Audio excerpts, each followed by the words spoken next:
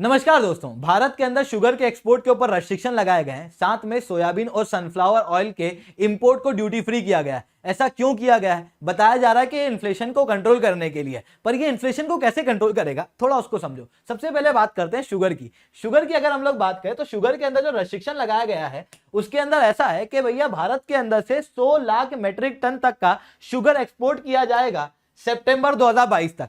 मतलब 100 lakh metric ton से ज्यादा शुगर एक्सपोर्ट नहीं होगा भारत से सितंबर 2022 तक। ये अमाउंट ऐसा क्यों है और ये तारीख ऐसी क्यों है, समझना। जब मैं शुगर के इंटरनेशनल मार्केट की बात करता हूं तो भारत जो है वो सबसे बड़ा प्रोड्यूसर है शुगर का, पर भारत का कंजप्शन भी उतना ही ज्यादा है। इस कारण से भारत का जो एक्सपोर्ट है वो सेकंड लार्जेस्ट है। लार्जेस्ट एक्सपोर्टर जो कि शुगर का है वो है ब्राजील। पर इस बार क्या हुआ कि शुगर जो है वो ब्राजील के अंदर कम रही, क्योंकि यहाँ पर फसल जो है वो शुगर केन की खराब हो गई, जिसके कारण से जब ब्राजील के अंदर शुगर उतनी डेवलप हुई नहीं, उतनी बनी नहीं, जिसके कारण से पूरा विश्व अब सेकंड लार्जेस्ट एक्सपोर्टर की तरफ देखेगा, दैट इज भारत की तरफ देखेगा। जिसके कारण से भारत के द्वारा जो शुगर का एक्सपोर्ट होगा वो बढ़ेगा। अभी तक ऐसा होता था कि केवल पिछली बार पिछले 5 सालों के अंदर भारत का जो शुगर का एक्सपोर्ट है वो 7 मिलियन टन यानी कि 70 लाख मेट्रिक टन को छुआ था।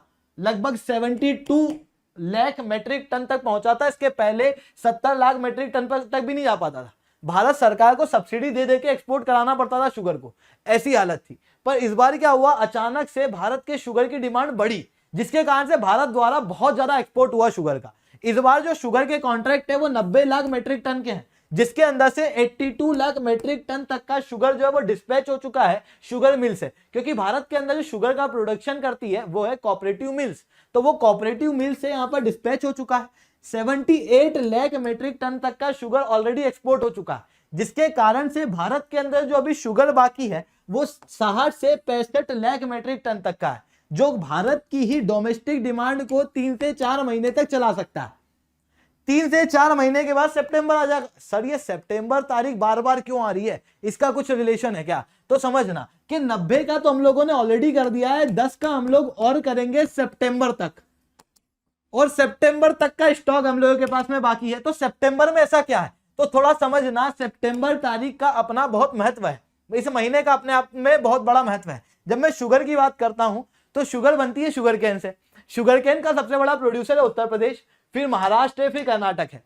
3 सबसे बड़े प्रोड्यूसर को अगर आप देखोगे तो यहां पर जो शुगर केन के खेती की कटाई होती है वो अक्टूबर नवंबर के महीने में होती है। मतलब अक्टूबर नवंबर का महीना वो होता है जब शुगर केन का वर्ष शुरू होता है। शुगर केन के वर्ष को खत्म होने का समय सितंबर माना जाता है।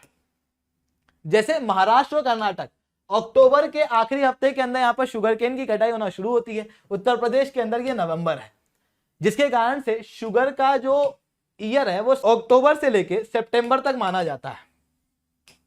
इस कारण से भारत के एक्सपोर्ट को सितंबर तक 100 लाख मेट्रिक टन तक का रेस्ट्रिक्शन लगाया गया है। ठीक है, अब बात करते हैं सोयाबीन और सनफ्लावर ऑयल के ऊपर क्या किया गया उसे समझेंगे। बट उसके पहले आप लोग मेरे साथ में SRC10 टेलीग्राम ग्रुप के ऊपर जुड़ सकते हो। क्लास की अपडेट PPT PDF आपको यहाँ पे मिल जाती है। इसके अलावा रोज सुबह 8 बजे हिंदू एनालिसिस की क्लास मेरे द्वारा लाइव ली जाती है, आप वहां पर ही मेरे साथ में जुड़ सकते हो। तो चलिए दोस्तों, अब बात करते हैं कि ऑयल के लिए क्या हुआ है। ऑयल के लिए बात कुछ ऐसी है कि भारत जो है वो 60% जो ऑयल का कंजप्शन करता है उसका 60% तक इंपोर्ट करता है। इंटरनेशनल मार्केट में तेल के दाम बहुत बढ़ रहे थे, जिसके कारण से हम लोग यहाँ पर इन्फ्लेशन बढ़ रहा था। इसी कारण से भारत के अंदर ड्यूटी फ्री रूप से 20 लाख मेट्रिक टन तक का सोयाबीन और सनफ्लावर ऑयल हर साल इंपोर्ट किया जाएगा, लगभग 2 फाइनेंशियल ईयर तक। ये जो ड्यूटी फ्री है इसके अंदर ना तो कस्टम ड्यूटी लगेगी, ना ही agriculture infrastructure and development cess लगेगा। अब सवाल उठता है इंटरनेशनल मार्केट में ऐसा क्या हो रहा था कि हम लोगों को ऐसा करना पड़ा, हम लोगों को ये ड्यूटी हटानी पड़ी। इंटरनेशनल मार्केट के अंदर तेल के दाम आसमान छू रहे हैं, ऐसा क्यों हो रहा है? इसके मल्टीपल रीजन है। अगर हम लोग एडिबल ऑयल की बात करें, क्योंकि तेल वो पेट्रोल वाला ही नहीं है, एक एडिबल ऑयल भी है, जिसकी बात कर रहे हैं वो एडिबल ऑयल है। एडिबल ऑयल की अगर हम लोग बात करते हैं तो ये पाम ऑयल, सोयाबीन, रेपसीड और सनफ्लावर ऑयल, ये 4 प्रकार का ऑयल जो है वो पूरे विश्व के अंदर सबसे ज्यादा खाया जाता है, जिसके अंदर सबसे ज्यादा जो है वो पाम ऑयल है। पाम ऑयल का 90% तक प्रोडक्शन इंडोनेशिया और मलेशिया करते हैं। मलेशिया के अंदर इस बार खेती खराब हुई, जिसके बाद में इंडोनेशिया ने पाम ऑयल के एक्सपोर्ट पे बैन लगा दिया। इंटरनेशनल मार्केट में पाम ऑयल कम हो गया, मतलब एडिबल ऑयल कम हो गया, जिसके कारण से सप्लाई कम होने की वजह से इंटरनेशनल मार्केट में एडिबल ऑयल के दाम बढ़े, पाम ऑयल के साथ में दूसरे ऑयल के भी दाम बढ़े। हालांकि इस एक्सपोर्ट के जो रेस्ट्रिक्शन है जो इंडोनेशिया के अंदर लगा उसे अब हटाया जा रहा है, बट अभी शिपमेंट शुरू नहीं हुआ है। नॉट जस्ट दिस, अगर आप भारत को देखोगे तो भारत के अंदर सबसे ज्यादा कोई सा ऑयल खाया जाता था तो वो पाम ऑयल था। पाम ऑयल के बाद में दूसरे सारे, आप ब्लू कलर देख लो, पाम ऑयल। भारत जो है वो सबसे बड़ा इंपोर्टर था इंडोनेशिया के पाम ऑयल का। उसके जब एक्सपोर्ट के ऊपर बैन लगा, सबसे ज्यादा असर भारत के ऊपर पड़ा। नॉट जस्ट दिस, और भी चीजें हैं। मैंने बताया कि पाम ऑयल के अलावा सोयाबीन भी है। सोयाबीन तेल जो है वो अर्जेंटीना में सबसे ज्यादा बनता है, पर अर्जेंटीना के अंदर इस बार क्रॉप फेलियर हो गया, जिसके कारण से अर्जेंटीना के अंदर सोयाबीन इतना अच्छा हुआ नहीं, जिसके कारण से वो प्रोडक्शन नहीं हुआ। सोयाबीन का भी जो सप्लाई है इंटरनेशनल मार्केट में वो कम हो गया, सोयाबीन के भी दाम जो है वो बढ़ गए, सोयाबीन तेल के दाम बढ़ गए। Not just this, canola oil जिसे हम लोग रेपसीड कहते हैं, कनाडा के अंदर इस बार ड्रॉट आया, जिसके कारण से कैनोला यानी कि जो रेपसीड है उसकी भी प्रोडक्शन कम हुई, जिसके कारण से कैनोला ऑयल कम हुआ, जिसके कारण से इसका सप्लाई भी कम हुआ, इंटरनेशनल मार्केट में इसके भी दाम बढ़े। सनफ्लावर ऑयल 80 से 90% तक आता था रशिया और यूक्रेन से। यूक्रेन सबसे बड़ा एक्सपोर्टर हुआ करता था, पर वहां पर तो वॉर चल गया, जिसके कारण से यहां पर भी फिर गड़बड़ हो गई, जिसके कारण से सनफ्लावर ऑयल भी भारत के अंदर नहीं आ पाया और इंटरनेशनल मार्केट में नहीं आ पाया। इंटरनेशनल मार्केट के अंदर एडिबल ऑयल की भारी शॉर्टेज देखने को मिली। जब शॉर्टेज है, सप्लाई कम है, तो प्राइस क्या होगा, बढ़ेगा। भारत के अंदर तेल के दाम लगातार बढ़ रहे थे, तेल के दाम बढ़ने की वजह से फूड प्राइस इन्फ्लेशन बढ़ रहा था। भारत के अंदर जब फूड प्राइस इन्फ्लेशन और एडिबल प्राइस की इन्फ्लेशन की बात करूं तो ये 20 से 35% तक चल रहा था पिछले 2021 के बाद से। रिटेल प्राइस इन्फ्लेशन 7.79% था अप्रैल के अंदर। साथ में होलसेल प्राइस इंडेक्स लगातार डबल डिजिट था पिछले 13 महीनों से, जिसके कारण से भारत के अंदर महंगाई दर लगातार बढ़ रहे थे। अब ये बढ़ने का कारण ये था कि तेल के दाम भी ज्यादा है, क्यों, इंटरनेशनल मार्केट में ही ज्यादा है। वहीं दूसरी तरफ क्या है कि यहाँ पर भारत द्वारा इंपोर्ट ड्यूटी भी लगाई जा रही है, जिसके कारण से तेल के दाम और बढ़ गए।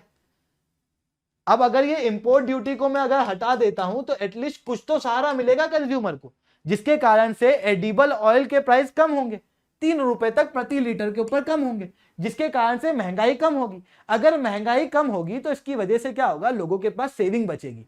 सेविंग बचेगी तभी ना व्यक्ति डिमांड कर पाएगा, क्योंकि भारत की इकोनॉमी डिमांड ड्रिवन है, भारत की इकोनॉमी डिमांड से चलती है।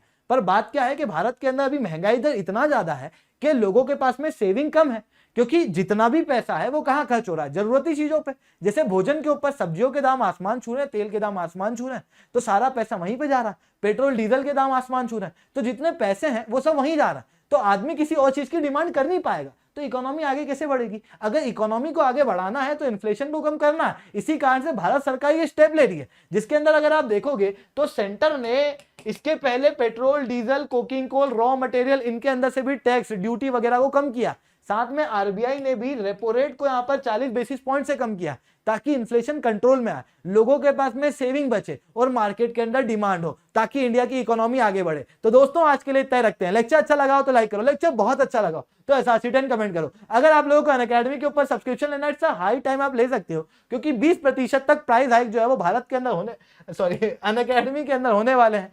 अगर आप लोग कोड यूज करते हो SRC10 तो आप लोगों को मेरे द्वारा पर्सनली 1-on-1 मेंटरशिप मिलेगी, जहां पर मैं आपको बताऊंगा आपको क्या पढ़ना है, किस तरीके से पढ़ना है, कौन से टॉपिक को कब पढ़ना है। हर हफ्ते मेरे द्वारा टारगेट दिए जाएंगे, उसके बाद में आप लोगों से सवाल पूछे जाएंगे, मतलब कंप्लीट तैयारी आप लोगों की मेरे द्वारा कराई जाएगी। आपको कुछ नहीं करना है, सब्सक्राइब करना है, गुरु दक्षिणा के रूप में SRC10 कोड लगाना है। अनअकैडमी के सब्सक्रिप्शन के अंदर आपको क्या मिलेगा, आपको यहाँ पर बहुत कुछ मिलने वाला है। यहाँ पर आपको फ्री ऑफ कॉस्ट किताबें मिलेंगी, 20 किताबें। साथ में आपको इंडिया के टॉप एजुकेटर से पढ़ने का मौका मिलेगा, साथ में आपको प्रैक्टिस बुकलेट मिलेगी, साथ में आपको टेस्ट सीरीज मिलेगी। और ये कोई ऐसी वैसी टेस्ट सीरीज नहीं है, इसके अंदर आपकी जो परफॉर्मेंस है पूरी तरीके से चेक की जाएगी। आपको बताया जाएगा आप कहां कमजोर कर रहे हो, कहां पर काम करना है, मतलब complete guidance, complete study material आपको यहां पर मिलने वाला है। तो जाओ सब्सक्राइब करो, it's a high time, use करो कोड SRC10। आज के लिए दोस्तों इतना ही, जय हिंद जय भारत।